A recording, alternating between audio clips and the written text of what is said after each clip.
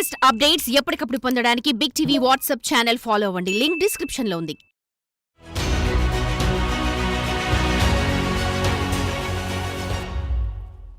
తెలంగాణ ఉద్యమం ఈనాటిది కాదు. 1969లోనే పురుడు పోసుకుంది. ఎన్నో వేల మంది తూటాలకు బలహీన పరిస్థితి.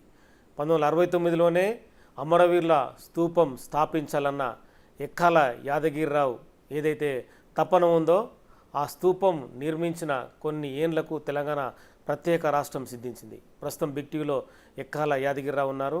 ఆ స్తూపం నిర్మాణం తర్వాత చాలా పరిణామాలు జరిగాయి. మళ్ళీ దశ ఉద్యమం తర్వాత ప్రత్యేక రాష్ట్రాన్ని కాంగ్రెస్ ప్రభుత్వం ఇచ్చిన పరిస్థితి. అదే కాంగ్రెస్ ప్రభుత్వం సెక్రటరియట్ వేదికగా తనను సన్మానించింది, గొప్పగా కీర్తించింది. ప్రస్తుతం బిగ్ టీవీలో యాదగిరిరావు ఉన్నారు. నమస్తే అండి. నమస్కారం అండి.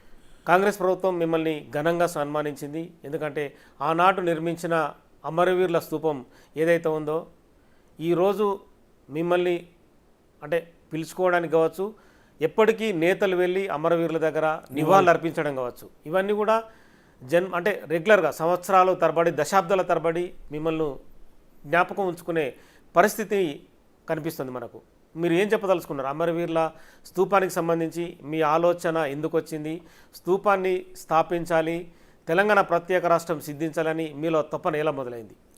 ఇది ఉద్యమం బాగా హెవీగా జరిగిందండి ఆ రోజుల్లో. ఆ ఉద్యమంలో కార్పొరేటర్స్ పాల్గొన్నారు చాలా మటుకు, మున్సిపల్ కార్పొరేటర్సు. తెలంగాణ అంతా బగ్గుమని మండిపోయింది అది ఆ రోజులలో. అయితే దానికి గాను ఆ 360 మంది చనిపోయిందని అసెంబ్లీలో డిక్లేర్ అయింది. అది బ్రహ్మానంద పీరియడ్. అది ఆయన ఏం చేసిండు, ఉద్యమకారుల పైన పిట్టెలను చంపినట్టు చంపాడు. అంటే ఫైరింగ్ చేసిండు. అందులో నా ఒక ఫ్రెండ్ ఒకడు, నా వెంకటేశ్వరరావు అని, మేమిద్దరం క్లాస్మేట్లు. అయితే అతను ఏం చేసిండు, అతను పిల్లగాన్ని బయట పోతే తీసుకుంటేందుకు పోయిండు. ఆయనకు బుల్లెట్ తగిలింది. ఆయన అక్కడనే ప్రాణం వదిలేసాడు. ఈ రకంగా బుల్లెట్ల ఇంప్రెషన్స్ అనేవి నా మైండ్లో పడ్డది ఒకటి. ఇది బుల్లెట్ తోటి వీళ్ళు కొంతమంది అన్యాయంగా చనిపోయినారు కదా అని. అయితే ఈ సంగతి జరిగినాక మెమోరియల్ కట్టాలని ఒక పెద్ద ఉద్యమం జరిగింది. 360 మంది చనిపోయినారు. అప్పుడు అంజయ్ గారు, మదన్ మోహన్ గారు, మాణిక్రావు గారు, లక్ష్మీనారాయణ ముద్దురాజు ఆయన మేయర్ ఉండే, వీళ్ళందరూ కలిసి ఒక కమిటీ అయ్యిండ్రు. కమిటీ వాళ్ళు అసలు వీళ్ళు కలిసి ఒక కమిటీని ఏర్పాటు చేయాలి. కానీ వీళ్ళు ఏం చేసిండ్రు, వాళ్ళే కమిటీ మెంబర్స్ అయిపోయి ఇక డిజైన్లు కాల్పడిచి పెద్ద వాళ్ళు డిజైన్లు ఆర్కిటెక్ట్స్ ఇచ్చిండ్రు. నేను నా ఉడతా భక్తిగా నా డిజైన్ తీసుకుపోయి వాళ్ళకి చూపించాలని, అప్పుడు మీరు డిజైన్ చేశారు, నేను ఒక డిజైన్ చేసి వాళ్ళకి చూపించాలని పోతుంటే నా ఫ్రెండ్ ఒకటి కలిసి తోల అసెంబ్లీ దగ్గర కలిసాడు.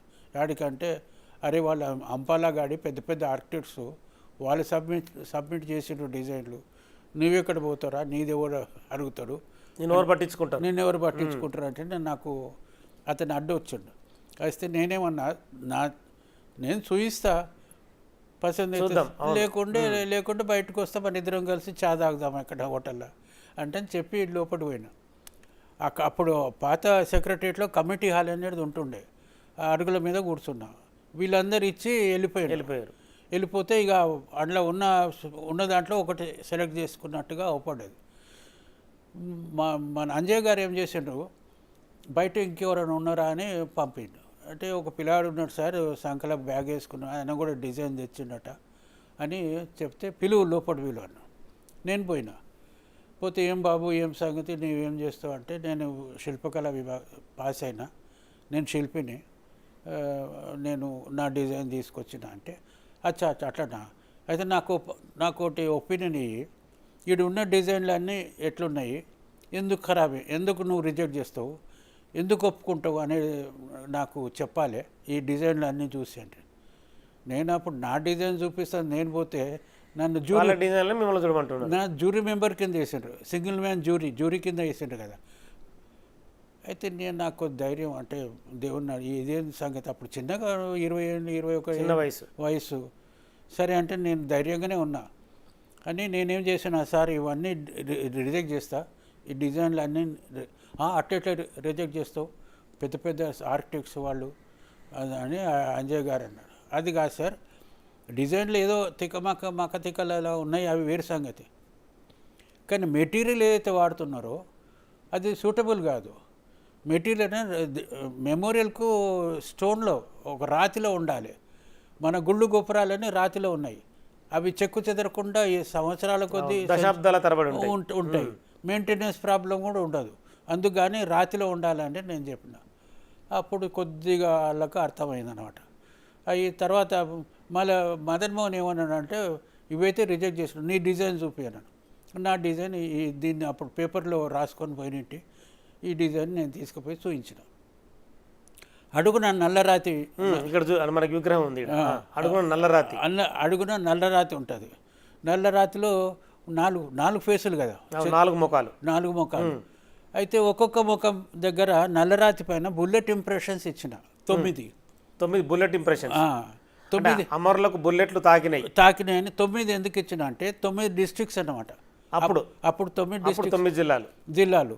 అయితే every district God the bullet అని ఒక మెసేజ్ ఉంటుంది కదా. అవును, రెవల్యూషనరీ మెసేజ్, ఉద్యమ పోరాటం అనేది చూపించిన every district God the bullet అని చెప్పిన. అది 9 ఉన్నాయి సార్, 436, 360 మంది చనిపోయినట్టు డిక్లేర్ అయ్యింది.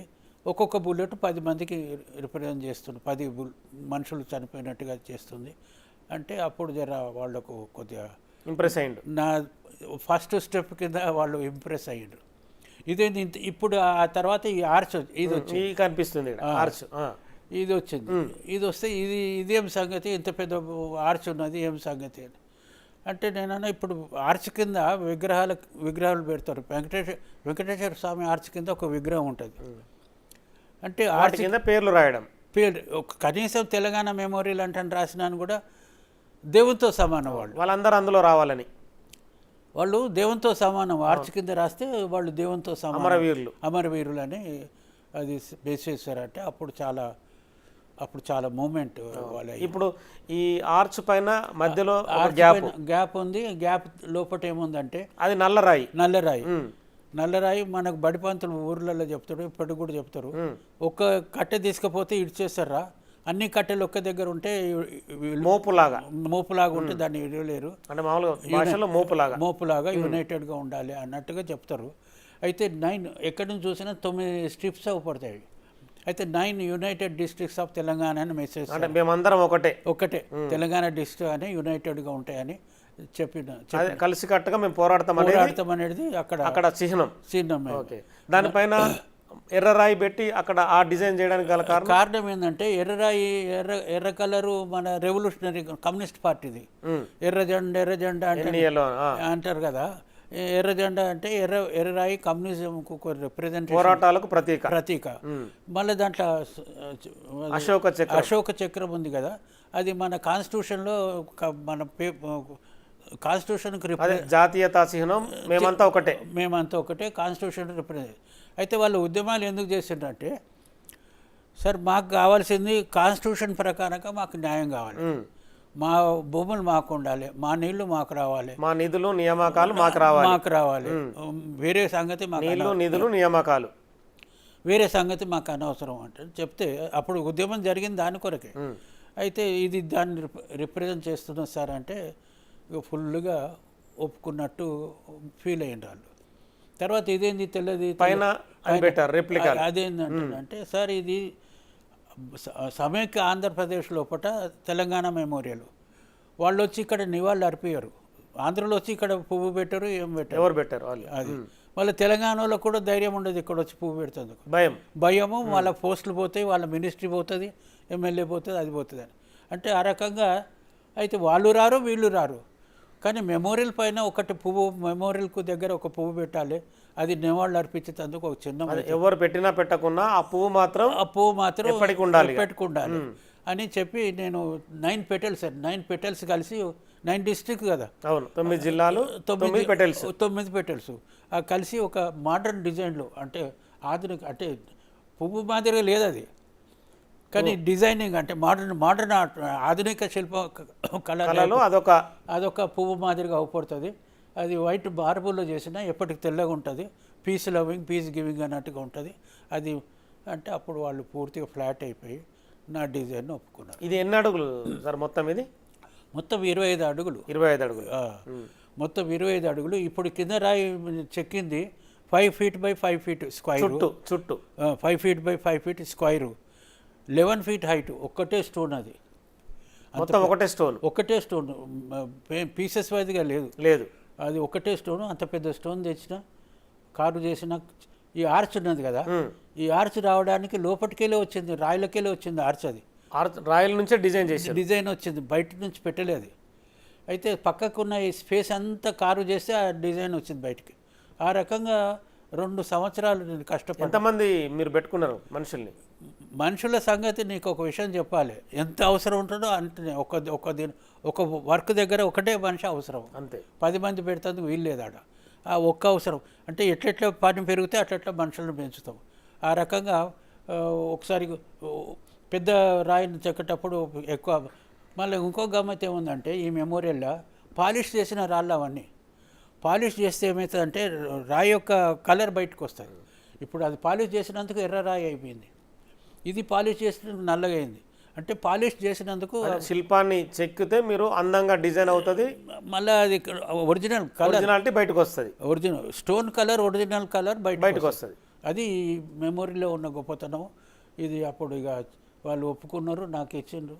అయితే గమ్మత్ ఏముందంటే, ఇది ఎన్ని సంవత్సరాలు చేశారు? అదే గమ్మత్ ఏముందంటే ఇవన్నీ ఎక్స్ప్లెయిన్ చేసినాక అంజయ్ గారు ఏమంటావు మాణిక్ అంటే, మాణిక్ రావును అప్పుడు మున్సిపల్ మినిస్టర్ ఉండే, మున్సిపల్ శాఖ మంత్రి ఉండే. ఏమంటావు మాణిక్ అంటే, అనేటిదేమో సార్ ఫైల్ తెప్పి సైన్ కొట్టు, ఆయనకు ఆర్డర్ ఇయ్యి అన్నాడు. ఈ పదాలండి, అది ఫైల్ తెప్పి సైన్ కొట్టు, ఆర్డర్ కాపీ ఇచ్చేసి, ఆర్డర్ కాపీ ఆయనకు వచ్చేసి అంటే ఇక నా డిజైన్ అప్రూవ్ అయింది. ఎంత మీకు ప్రభుత్వం ఎంత చెల్లించింది అప్పుడు ఈ డిజైన్ నిర్మాణం చేయడం కోసం? అది ఎంత అంటే మీకు డబ్బులు ఏమన్నా చెల్లించిందా ప్రభుత్వం? ప్రభుత్వం ఇదంతా ఇది జరిగింది. జరిగినాక ఇక దీన్ని ఎగ్జిక్యూట్ చేయాలి కదా. ఎగ్జిక్యూట్ చేయాలి. డిజైన్ ఏమో పేపర్ మీద ఓకే అయింది, కానీ దాన్ని ఒరిజినల్ రాళ్ళు తేవాలి, అవి తేవాలి, ఇవి తేవాలి, ఇవన్నీ. అప్పుడు ఆ రోజుల్లో 2 లక్షలని వాళ్ళు అనుకున్నారు. బిల్లు చేశారు? బిల్లు కాదు, ఎస్టిమేషన్ చేసి సరే అంటేనే అనుకున్నారు అని నాకు ఆర్డర్ ఇచ్చిండ్రు. సబ్జెక్టు మెజర్మెంట్ అని ఆర్డర్ ఇచ్చిండ్రు. ఒకవేళ నేను ఈ డిజైన్ మెజర్మెంట్ల 20 ఫీట్లు లేకపోతే తక్కువ ఉంటే మళ్ళీ తక్కువ పేమెంటు, ఎక్కువ పొడవు ఎక్కువైతే ఎక్కువ పేమెంట్ అనేది సబ్జెక్టు మెజర్మెంట్ అని ఇచ్చిండ్రు. ఇది కథ. అయితే ఇదంతా అయిపోయాక నేను పైసల కొరకు అప్పుడు నాకు 4 లక్షలు ఖర్చు అయినాయి.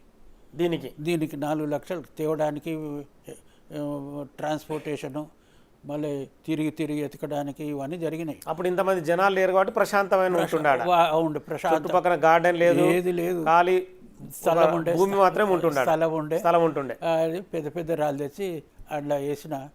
ఇక ఆడ ఒక షెడ్ మాదిరి కట్టుకుని, అదే స్థలం షెడ్ కట్టుకుని రోజు అదే పనులు ఉండేవాళ్ళు. 200% అందులోనే ఉంటుండే, తినడం చేయడం అవన్నీ. అయితే ఈ గమ్మత్ ఏముందంటే, ఇక పైసల కొరకు నేను తిరిగితే ఏమన్నారంటే ఇనాగ్రేషన్ అయినాక ఇస్తామన్నారు. అది ఇనాగ్రేషన్ కాలేదు, నాకు పైసలు రాలేదు. ఇనాగ్రేషన్ అయినాక ఇస్తామని అంటారే సాధారణంగా, ప్రభుత్వం చెప్తుంది కదా, చేస్తుంటారు కదా. అది వాళ్ళు ఇనాగ్రేషన్ ఇంతవరకు చేయలే. ఇనాగ్రేషన్ చేసినాక ఇస్తామని వాళ్ళు ఇనాగ్రేషన్ చేయలేదు, మరి నాకు పైసలు రాలేదు. ఇది ఒక కథ. మెమోరియల్ అయ్యింది 1972లో, 74లో కంప్లీట్ అయింది టోటల్గా. 2 ఇయర్స్ పట్టింది నాకు, 2 సంవత్సరాలు పట్టింది. 2 ఇయర్స్ కంప్లీట్ అయింది. అప్పుడు 2 జూన్కు ఈయన ఎవరు, కేసీఆర్ 2 జూన్కు అప్పుడు అది డిక్లేర్ అయింది తెలంగాణ. అమరవీరుల తెలంగాణ డిక్లేర్ అయింది. తెలంగాణ డిక్లేర్. ఈయన నేరుగా ఢిల్లీ నుంచి మెమోరియల్ దగ్గరికి వచ్చిండు కేసీఆర్. నేను అక్కడే ఉన్నా. దీనికి నివాళులు అర్పించిండు, నన్ను కాగలించుకున్నాడు. ఈ 2 అయినాయి. అప్పటికీ సీఎం కాలే, ఉట్టిగా నా దగ్గరకు వచ్చి మెమోరియల్ నివాళులు అర్పించి నన్ను కాగలించుకొని రాజ్భవన్ పోయిండు. అక్కడి నుంచే నేరుగా పోయి అక్కడ ప్రమాణం స్వీకారం చేసిండు as a chief minister. The moment ప్రమాణం స్వీకారం చేసినాక మెమోరియల్ని మర్చిపోయాడు, నన్ను మర్చిపోయాడు. ఇక అంతమంది మీతో మాట్లాడుతుండే కాగలించుకున్నా అంటే కదా, అక్కడ కాగలించుకున్నాడు. దానికంటే ముందు దడప మాట్లాడుతుండే. ఇక నన్ను మర్చిపోయాడు. ఇక ఇక పోయినప్పుడల్లా అడుగుతుంటే ఏంది ఏం సంగతి ఇనాగ్రేషన్ చేయరైనా అది చేయలేదు. అది చేయక ఇప్పుడు చిన్నగా 50 సంవత్సరాల నుంచి ఇనాగ్రేషన్ కాలేదంటే ఇది ఒక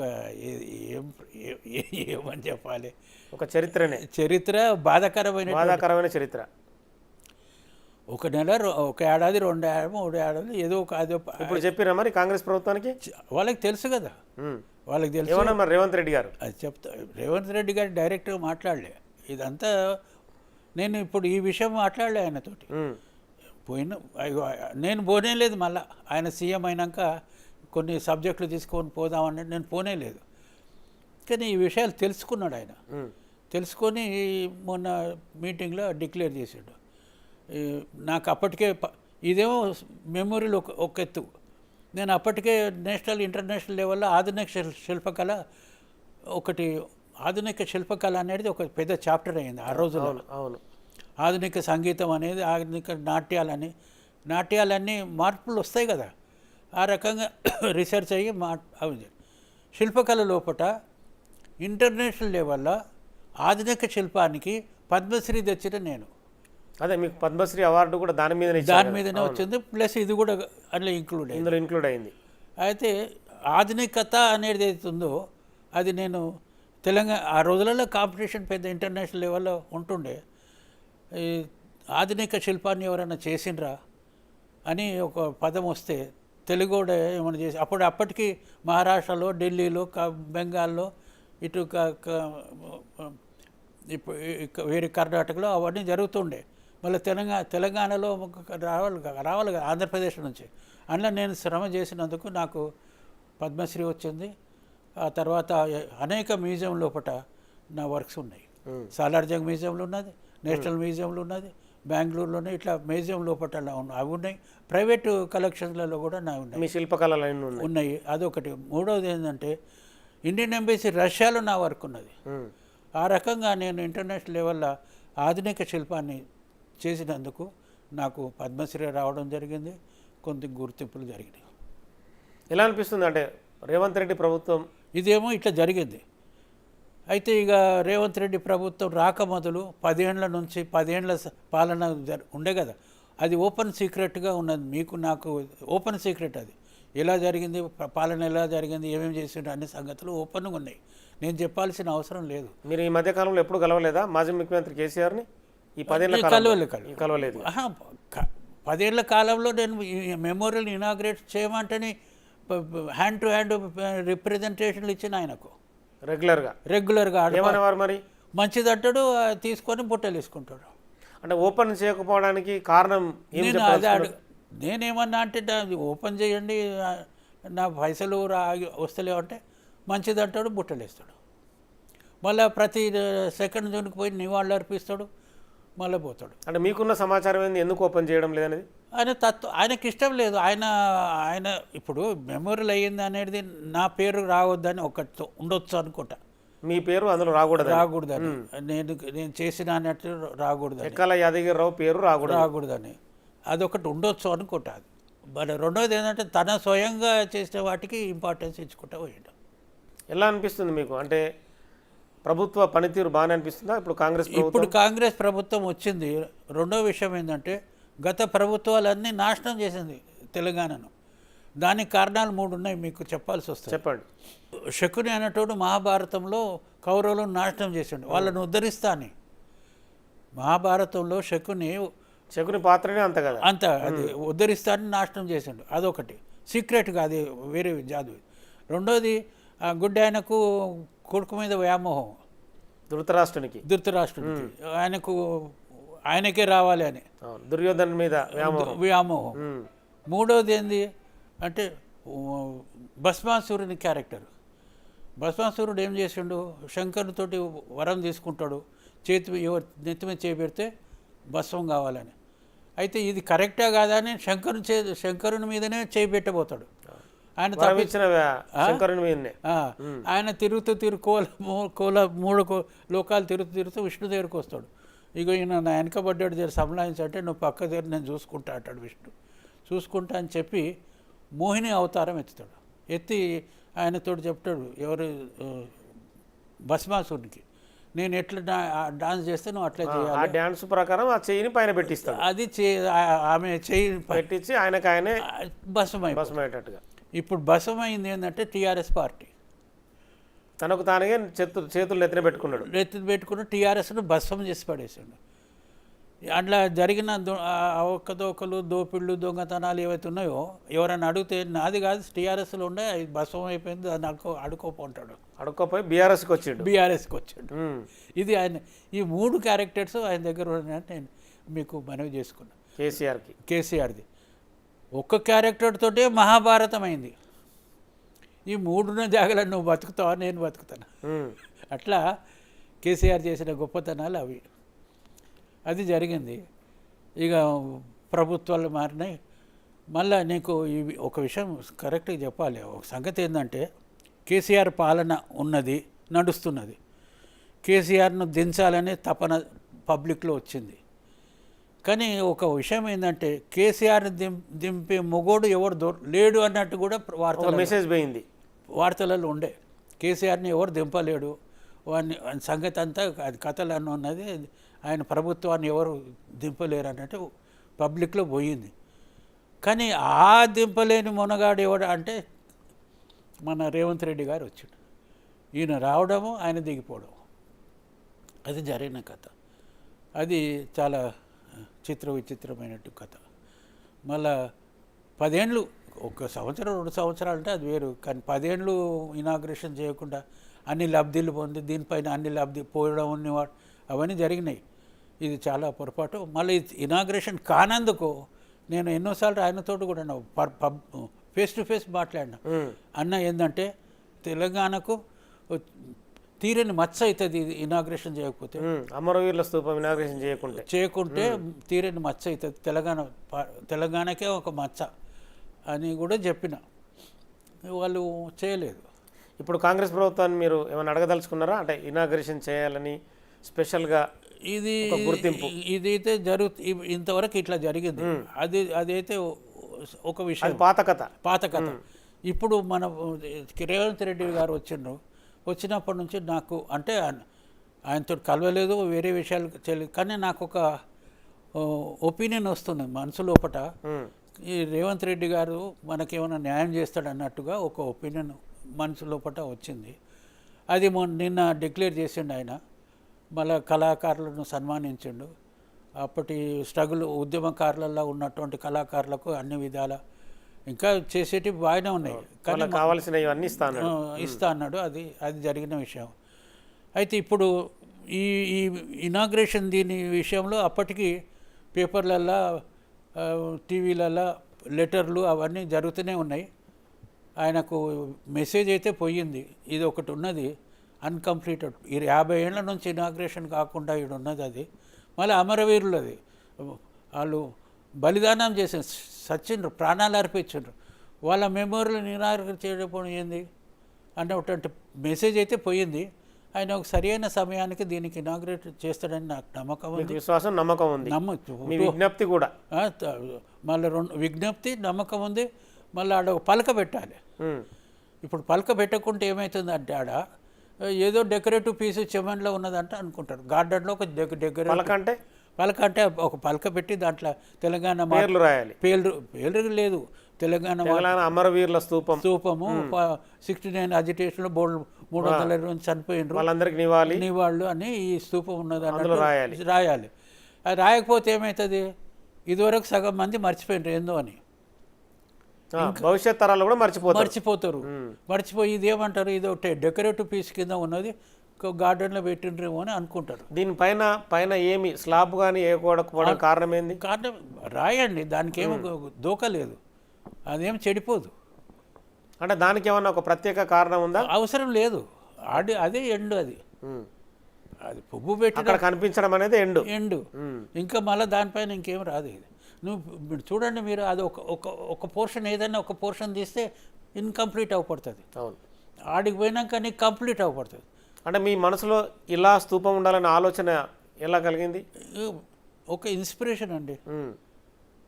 చేసుకుంటూ పోతుంటే మన వర్కే మనకు గురువు అవుతాడు. మనం చేస్తుంటే మన వరకే మనకు గురువు కింద అవుతాడు. అది చేసుకుంటూ పోతుంటే వచ్చింది అంతేగాని దానికి సపరేట్గా ఒక క్లాసెస్ తీసుకోవడము, ఒక దగ్గర పోవడం, ఒకరిని కన్సల్ట్ చేయడము, నలుగురం కలిసి డిజైన్ చేయడం అనేది ఏమీ లేదు. మీ తోటి కళాకారుల నుంచి రెస్పాన్స్ ఏమొచ్చింది? అంటే రేవంత్ రెడ్డి మిమ్మల్ని అందరినీ ఒక వేదిక పైన పిలిచి తెలుగు తల్లి విగ్రహ ఆవిష్కరణ సమయంలో సన్మానించడం, మిమ్మల్ని ఘనంగా కీర్తించుకుంటానని చెప్పుకోవడం, అందరు సంతోషపడ్డారండి, అందరు సంతోషపడ్డారు. కానీ లిమిటెడ్ మొన్న 10 మంది వరకు ఇచ్చిండు. అది ఇక మళ్ళీ ఆయన ఇష్టము, ఆయన గవర్నమెంట్ డిసిషన్లు, దానికి మనం ఏం దఖలు చేయలేము. 10 ఏళ్ళు ఒక్క పని చేయలేదండి ఆర్ట్లు, మేమేం చేయలేదు. తర్వాత 10 ఏళ్ళు మేము ఇంట్లో హౌస్ అరెస్ట్ మాదిరిగా ఉండిపోయినాం ఇళ్ళలో. బయట ఒక పని కాదా, ఆర్ట్ కొరకు ఒక లెక్చర్స్ లేవా, ఒక మ్యూజియం లేదా. ఇప్పుడు పాత కె రాజయ్య గారు, పాత పిటి రెడ్డి వాళ్ళ అటువంటి వాళ్ళ వర్క్స్ ఎక్కడున్నాయి? మ్యూజియమే లేదు. వాళ్ళు పోతే వాళ్ళతో సహా అవి కూడా పోయినట్టే. శేషగిరిరావు, కొండపల్లి శేషగిరిరావు, వీళ్ళంతా సీనియర్స్, మా సీనియర్స్ వాళ్ళే లేవు. తర్వాత మావి కూడా ఉండయి. అందుకొరకు మనవి చేయడం అంటే ఒక మ్యూజియం కట్టాలి. ఆ మ్యూజియం లోపల కనీసం సీనియర్స్ ఒక వర్క్స్ పెట్టాలి, పెయింటింగ్సే కానీ స్కల్ప్చర్స్ కానీ పెడితే వచ్చే తరానికి తెలంగాణలో వీళ్ళంతా ఉన్నారు, చరిత్ర ఉండాలి, ఇంటర్నేషనల్ లెవెల్లో స్థాయికి ఎదిగిన వాళ్ళు వీళ్ళని చెప్పుకుంటేందుకు అవకాశం వస్తుంది. ఇప్పుడు ఏమి లేదు, మాతో సహా మా చరిత్ర అంతా పోతుంది. అది ఉండకూడదు. ఒక మ్యూజియం కట్టి దాంట్లో పెడితే బాగుంటుందని. అంటే అమరవీరుల స్తూపాలు సంబంధించి కావచ్చు, మిగతా చరిత్ర కూడా పెడితే తెలంగాణ రాష్ట్రం ఏర్పాటు ఎలా సాధ్యమైంది అన్నది కూడా అందరికీ తెలియాలి. అందరికీ తెలియాలి. ఆ ఉద్యమ సిచ్యువేషన్లు అవన్నీ పెడితే బాగుంటుందని నా మనవి చేసుకుంటాను. గత 10 ఏళ్ల కాలానికి, ఈ సంవత్సర కాలానికి మీరు ఒక సీనియర్ ఉద్యమకారుడుగా, సాయుధ పోరాటంలో పాల్గొన్న వ్యక్తిగా ఏం చెప్పదలుచుకున్నారు? ఉన్నదండి, ఇప్పుడు మీకు అంతా ఓపెన్ సీక్రెట్. అప్పుడు పాలన అంతా చూస్తే అంతా దోపిడి దొంగతనాల పాలననే నాయ. వాళ్ళు ఒక ప్రాజెక్ట్ కట్టిందంటే పెద్ద ప్రాజెక్ట్ కడితే పెద్ద కరప్షన్. అది చిన్న ప్రాజెక్ట్ కడితే దాన్ని ఒప్పుకోరాళ్ళు. పెద్ద ప్రాజెక్టు కట్టాలి. కరప్షన్ కొరకు ప్రాజెక్టులు చేసుకున్నారు వాళ్ళు. ప్రాజెక్టులు పబ్లిక్ మేలు కొరకు కాదు, పబ్లిక్ అవసరం కొరకు కాదు, ఆదుకునేందుకు కాదు. కరప్షన్ కొరకు పెద్ద ఇప్పుడు కొన్ని ఉన్నాయి కదా, కొన్ని రిజర్వేషన్ అవి కొన్ని డ్యామేజ్లు అయినాయి. కాళేశ్వరం ప్రాజెక్ట్ అవన్నీ డ్యామేజ్ అయింది. మళ్ళీ ఇప్పుడు ఇంకా కొన్ని విషయాలు ఉన్నాయి కదా, అవన్నీ దోసుకున్నారు వాళ్ళు. అయితే అది ఒక పాలన, దోపిడి దొంగతనాల పాలన. అది 10 ఏళ్ళు. అప్పుడు చెప్పినా లేదు. ఈయన దించేటందుకు ఎవరు లేకుని ఆ రోజు చెప్పారు, అది ఎవరు లేకుండ్రి. ఈయన రావడము, ఆ దోపిడి దొంగతనాల పాలన పోవడం జరిగింది. ఈయన రావడం పోవడం జరిగింది. పోతే ఏం చేశాడు, అంతా దోసుకొని పోయాడు. ఈయనకేమీ మిగిలలే. ఇప్పుడు ఆయన ఒక ట్రాక్ మీద పెట్టాలి. అడ్మినిస్ట్రేషన్ తెలంగాణ ప్రభుత్వాన్ని ఒక ట్రాక్ మీద పెట్టాలి. ట్రాక్ మీద పెట్టినాక ముందుకు పోతూనే ఉంటుంది. అది ఇప్పుడు నాకు 200% నమ్మకం ఉన్నది. తెలంగాణ రేవంత్ రెడ్డి గారు ప్రభుత్వము అది తెలంగాణ కొరకు న్యాయం చేస్తుందని, మళ్ళీ డెవలప్మెంట్ కూడా చేసుకుంటూ పోతుందని. మళ్ళీ ఇంకొక విషయం ఏంటంటే, తెలంగాణ ఇప్పుడు రేవంత్ రెడ్డి గారు పక్కా తెలంగాణ మనిషి. ఆయన రాత్రింబగళ్ళు తపన ఏంటంటే తెలంగాణ అభివృద్ధి కావాలి, తెలంగాణ ఒక కొత్త లెవెల్లో రావాలి, ఈ దోపిడీ దొంగతనాలు ఆగాలి అన్నటువంటి విషయంలో ఆయన ఉన్నాడు. అది తప్పకుండా అవుతుందని నాకు నమ్మకం. ఓకే, థ్యాంక్ యూ యాదగిరిరావు గారు. సో మొత్తానికైతే తెలంగాణ అమరవీరుల స్తూపాన్ని ప్రారంభించాలని చెప్పి ఎక్కల యాదగిరిరావు గారు ప్రభుత్వాన్ని విజ్ఞప్తి చేస్తున్నారు. 1972లో స్తూపం నిర్మాణం తర్వాత 50 ఏళ్ళు గడిచినా ఇప్పటికీ ఆ నిర్మాణానికి ఒక ఏదైతే ప్రారంభోత్సవం జరగకపోవడం తనకు బాధ కలిగిస్తుందని చెప్తున్న పరిస్థితి కనిపిస్తుంది. అలాగే తెలంగాణ ప్రత్యేక రాష్ట్రం వచ్చింది కాబట్టి రాష్ట్రం ఎలా సిద్ధించిందన్న విషయాన్ని కూడా ఒక మ్యూజియంగా ఉంచాలి. ఆ మ్యూజియంలో ప్రతి ఒక్కరి చరిత్రను అందులో చూపించాలనేది కూడా తన విజ్ఞప్తిగా ప్రభుత్వానికి చెప్తున్న పరిస్థితి.